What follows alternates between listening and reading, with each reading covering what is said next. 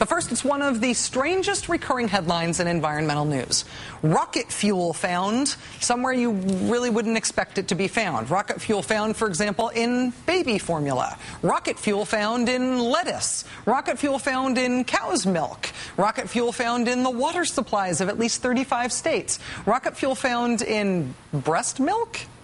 Why is there rocket fuel everywhere? It's because we make rocket fuel for rockets out of something called perchlorate. And once you make perchlorate, it's really hard to make perchlorate go away. Standard operating procedure for disposing of solid rocket propellant has been to burn it, but burning it really only gets rid of it in a very geographically and temporally specific way. Once in the atmosphere, it reappears in water supplies, in the bodies and the milk and the offspring of animals who drink that water, including the human animals who do so. Perchlorate just persists. At the Redstone Arsenal military facility in Huntsville, Alabama, they have been working on a pilot program to find a way to dispose of perchlorate rocket fuel through a means other than burning it.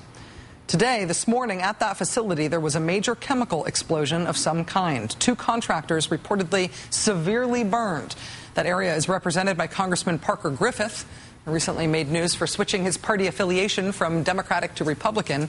Congressman Griffith released a statement today saying that the explosion occurred, he said, in Building 7352, where Amtech contractors working on a U.S. Army Aviation and Missile Command pilot program were removing ammonium perchlorate from multiple launch rocket systems.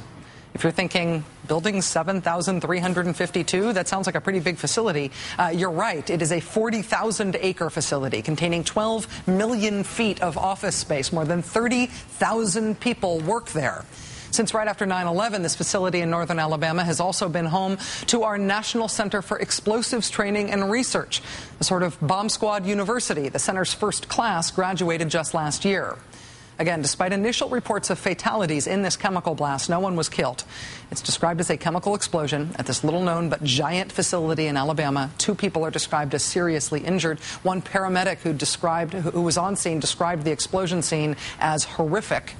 Officials from Redstone Arsenal telling the local press in Huntsville, Alabama, that the facility that had the explosion is designed specifically to contain the impact of possible explosions. We will keep you posted on this intriguing and worrying story as we learn more.